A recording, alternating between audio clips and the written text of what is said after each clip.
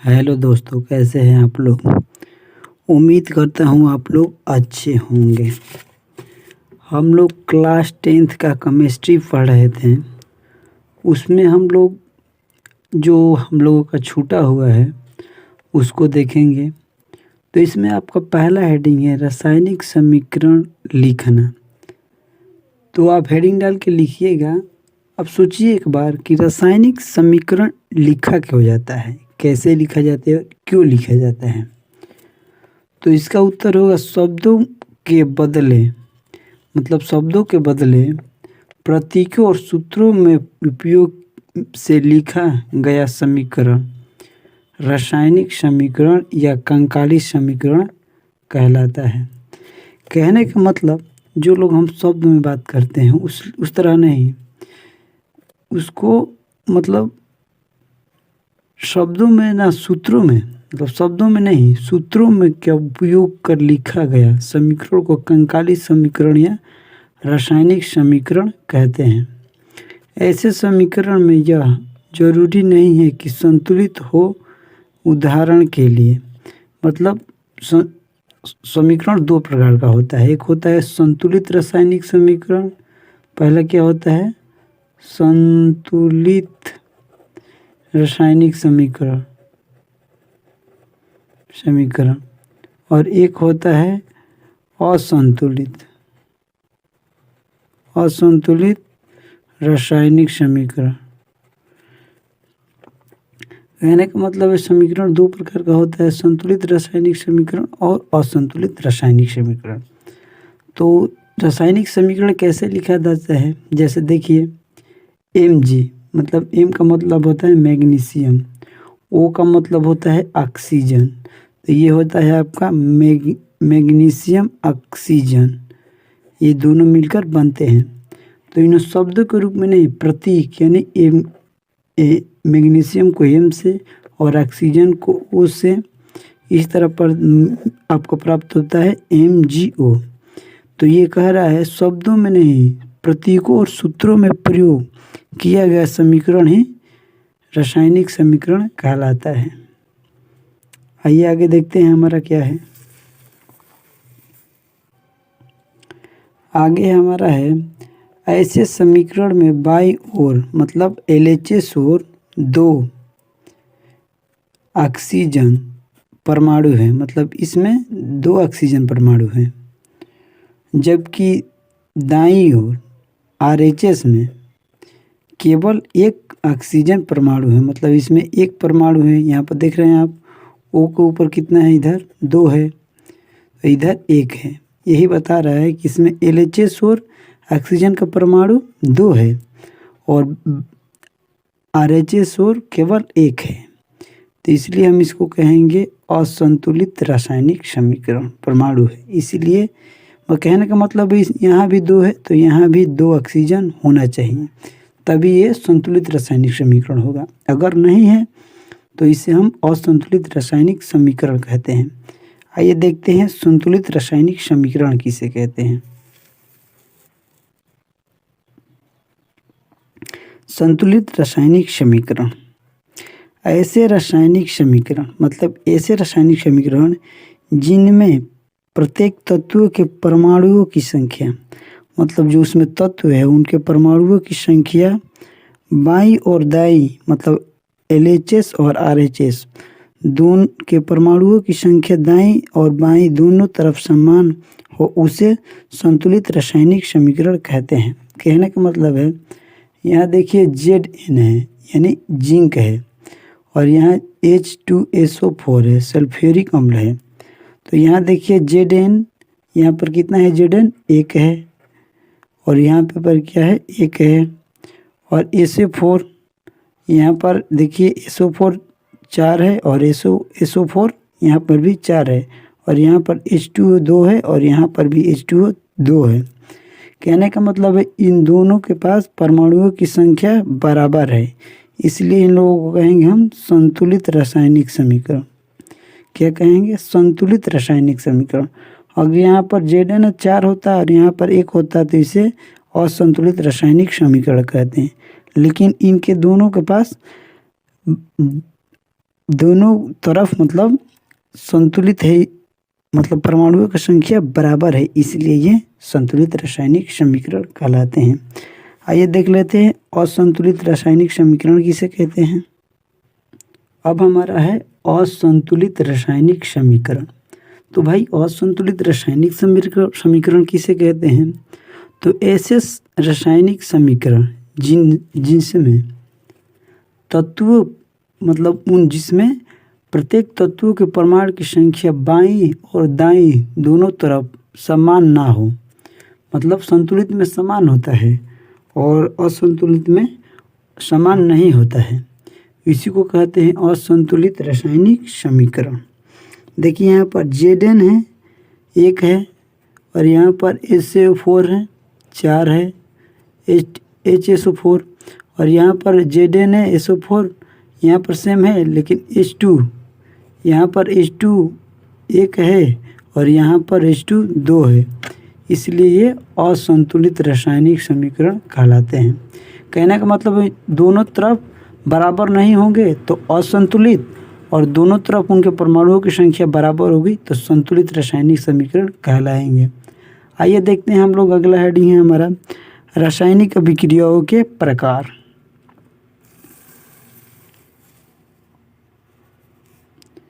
रासायनिक अभिक्रियाओं के प्रकार में हम लोग का पहला हेडिंग है संयोजन अभिक्रिया। संयोजन का अर्थ होता है जोड़ना, मतलब जोड़ना। संयोजन का मतलब होता है जोड़ना, तो इसका अर्थ ही होता है, संयोजन का अर्थ होता है जोड़ना। तो आइए देखते हैं संयोजन अभिक्रिया किसे कहते हैं।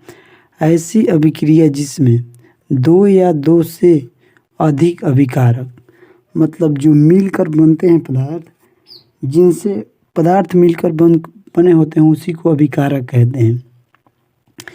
तो इसका अर्थ होगा इसमें ऐसी अभिक्रिया जिसमें दो या दो से अधिक अभिकारक के मेल से एक ही तत्व बनता है उसे संयोजन अभिक्रिया कहते हैं। कहने का मतलब है दो या दो से अधिक तत्व मिले हो, अभिकारक मिले हो और एक ही प्रकार के तत्व प्राप्त हो, उसी को क्या कहते हैं, संयोजन अभिक्रिया।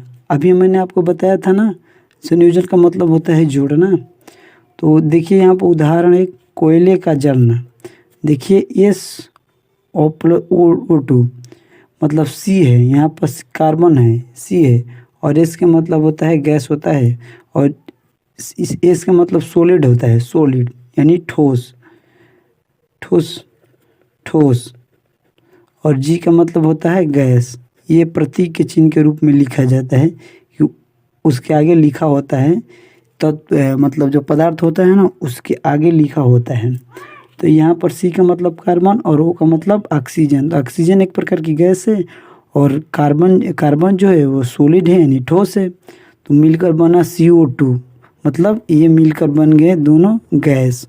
CO2 क्या है, CO2 एक प्रकार की गैस है। तो आप समझ गए होंगे संयोजन अभिक्रिया किसे कहते हैं। आइए अगला हम लोग दूसरा नंबर देखते हैं। दूसरा हमारा है ऊष्माक्षेपी अभिक्रिया। क्षेपी का मतलब होता है उसमें से उत्पन्न होना, वो निकलना। ऊष्माक्षेपी अभिक्रिया जिन अभिक्रियाओं के दौरान, मतलब जो भी अभिक्रिया होती है उनके दौरान ऊष्मा उत्पन्न होता है, मतलब जिस अभिक्रिया के दौरान ऊष्मा उत्पन्न होता है अर्थात तापमान बढ़ता है, उन्हीं को क्या कहते हैं, ऊष्माक्षेपी अभिक्रिया कहते हैं। कहने का मतलब है जो भी अभिक्रिया होती है और उसमें अगर जो ऊष्मा उत्पन्न होती है अर्थात तापमान बढ़ता है उसी को कहते हैं ऊष्माक्षेपी अभिक्रिया। जैसे उदाहरण में देखिएगा CH4 ये क्या है, गैस है, और 2O2 मतलब ये भी गैस है। तो ये मिलकर बनते हैं CO2 गैस और 2H2O गैस, और इसमें से ऊष्मा निकलता है, इसीलिए इस अभिक्रिया को क्या कहते हैं हम लोग, ऊष्माक्षेपी अभिक्रिया। अब हम लोग का अगला हेडिंग है अभिक्रियाओं के प्रकार में अगला हमारा रासायनिक अभिक्रिया है ऊष्माशोषी अभिक्रिया। शोषी का मतलब होता है घटना, यानी नष्ट होना, घटना, तापमान को घटना। देखिए इसमें क्या कह रहा है, जिस अभिक्रिया के दौरान, मतलब कोई भी अभिक्रिया है उसके दौरान ऊष्मा अवशोषित होता है, अर्थात तापमान घटता है। अवशोषित का मतलब ये होता है घटना। कहने का मतलब है जिस भी अभिक्रिया के दौरान ऊष्मा अवशोषित होता है यानी तापमान घटता है, उसी को क्या कहते हैं? ऊष्मा शोषी अभिक्रिया कहते हैं। जैसे उदाहरण में देखिएगा N2, ये भी एक प्रकार की क्या है? गैस है। और O2 भी क्या है? गैस ही है। और N2 और O2 मिलकर बनते हैं N2NO, ये गैस हो जाएगी आपकी। और इसमें से क्या निकलेगा? ऊष्मा, यानी तापमान घटता है, उसी को क्या कहते हैं हम? ऊष्मा शोषी अभिक्रिया। इस अभिक्रिया में क्या होता है कि तापमान घटता है, इसीलिए इसको हम क्या कहते हैं? ऊष्मा शोषी अभिक्रिया। अब हम लोगों का अगला अभिक्रिया है वियोजन अभिक्रिया। इस वियोजन अभिक्रिया को हम क्या कहते हैं? अपघटन अभिक्रिया। वियोजन का मतलब है टूटना, टूटना, टूटना। वियोजन का मतलब क्या होता है? टूटना। तो इसका हो जाएगा, इसका परिभाषा, जब एक ही अभिकारक, मतलब एक ही अभिकारक टूटकर छोटे छोटे सरल उत्पाद प्राप्त करता है। मतलब अगर कोई अभिकारक है, वो टूटकर छोटे छोटे सरल उत्पाद प्राप्त करता है, उसी को क्या कहते हैं? अपघटन या वियोजन अभिक्रिया। उसी को क्या कहते हैं? अपघटन या वियोजन अभिक्रिया। आइए इसका उदाहरण देख लेते हैं। इसका उदाहरण हो जाएगा FeSO4 और *7H2 और CaCO3 का अपघटन। अब हम लोगों का हेडिंग है अगला विस्थापन अभिक्रिया। विस्थापन का मतलब क्या होता है? विस्थापित करना। तो इसका परिभाषा हो जाएगा, जिस अभिक्रिया में एक पदार्थ को उनके जलीय विलयन में विस्थापित कर देता है, उसी विस्थापन अभिक्रिया कहते हैं। कहने का मतलब है जिस भी अभिक्रिया में पदार्थ के उसके जलीय विलयन, मतलब वो जो उसमें विलयन होता है, उसमें से विस्थापित कर देते हैं, उसी को क्या कहते हैं? विस्थापन अभिक्रिया कहते हैं। जैसे उदाहरण देखिए, और AB और +C, सूर्य का प्रकाश से हम लोग का क्या हो जा रहा है? देखिए यहाँ दोनों हैं AB + C, और यहाँ सूर्य का प्रकाश मिल रहा है, तो ये हो जा रहा है AC और B, यानी C का स्थान चेंज हो जा रहा है, यानी B का स्थान की जगह पर C आ जाता है और C के स्थान पर क्या आ जा रहा है? B आ जा रहा है, विस्थापित हो जा रहा है। अगला हमारा है अभिक्रियाओं के प्रकार में द्विविस्थापन अभिक्रिया। द्विविस्थापन अभिक्रिया किसे कहते हैं? आइए देख लेते हैं। जिन अभिक्रियाओं में अभिकारक के बीच, मतलब कोई भी अभिक्रिया हो और उनके अभिकारकों के बीच आयनों का आदान प्रदान होता है, माने धन आयन होता है, एक ऋण आयन होता है, मतलब उनका आयनों का आदान प्रदान होता है, इधर को उधर चले जाते हैं, मतलब ये आदान उधर चल जा रहा है, आयनों का आदान प्रदान हो जाता है, उसे द्विविस्थापन अभिक्रिया कहते हैं। आइए देख लेते हैं द्विविस्थापन अभिक्रिया के उदाहरण। हम लोगों का द्विविस्थापन अभिक्रिया का उदाहरण है AgNO3 + NaCl, और ये हो जा रहा है हम लोगों का क्या बन जा रहा है? AgCl। मतलब देखिए Ag और N के जगह क्या आ रहा है? Cl आ जा रहा है, और NaO3, अब इसके स्थान पर ये वाला स्थान ये चेंज होकर यहाँ आ जा रहा है, इसी को क्या कहते हैं हम लोग? द्विविस्थापन अभिक्रिया। ये आप नोट कर लीजिएगा। उदाहरण है अपचयन एवं उपचयन। अपचयन एवं उपचयन क्या होता है, इसके बारे में भी जान लेते हैं। आखिर ये होते क्या हैं? जिस अभिक्रिया में, मतलब कोई भी अभिक्रिया है, किसी पदार्थ में ऑक्सीजन की वृद्धि या ह्रास, मतलब घटता है या बढ़ता है, मतलब जिस अभिक्रिया में किसी पदार्थ का ऑक्सीजन की वृद्धि, मतलब कोई अभिक्रिया हो रही है उसमें ऑक्सीजन की वृद्धि हो रही है, हाइड्रोजन का ह्रास हो जा रहा है, मतलब हाइड्रोजन घट जा रहा है, उसे उपचयन कहते हैं। कहने का मतलब ये है कि कोई भी रासायनिक अभिक्रिया होती है और उसमें पदार्थ में ऑक्सीजन की वृद्धि और हाइड्रोजन की ह्रास हो जा रहा है, उसी को क्या कहते हैं, अपचयन अभिक्रिया। और इसी प्रकार इसी अभिक्रिया जिसमें मतलब ऐसी अभिक्रिया जिसमें किसी पदार्थ में ऑक्सीजन की ह्रास मतलब इसमें ऑक्सीजन की वृद्धि होता है उपचयन में, और इसमें ऑक्सीजन की ह्रास होता है और इसमें वृद्धि होता है। ऑक्सीजन का ह्रास या हाइड्रोजन की वृद्धि होती है, उसी को क्या कहते हैं, अपचयन अभिक्रिया कहते हैं। अपचयन अभिक्रिया कहते हैं। इस अभिक्रिया को मतलब जो अभिक्रिया हुई है, इस अभिक्रिया को अपचयन उपचयन अथवा रिडॉक्स अभिक्रिया भी कहते हैं। उपचयन अभिक्रिया को अपचयन अभिक्रिया को रिडॉक्स अभिक्रिया भी कहते हैं। देखिए अपचयन उपचयन का थोड़ा उदाहरण देख लेते हैं। ये देखिए CuO, ये उपचयन हो जा रहा है, अपचयन हो जा रहा है Cu में, और H2 हो जा रहा है अपचयन H2O में। उपचयन हो जा रहा है ये और ये अपचयन हो जा रहा है। अगला हम लोगों का हेडिंग है संक्षारण। संक्षारण किसे कहते हैं, आइए देख लेते हैं।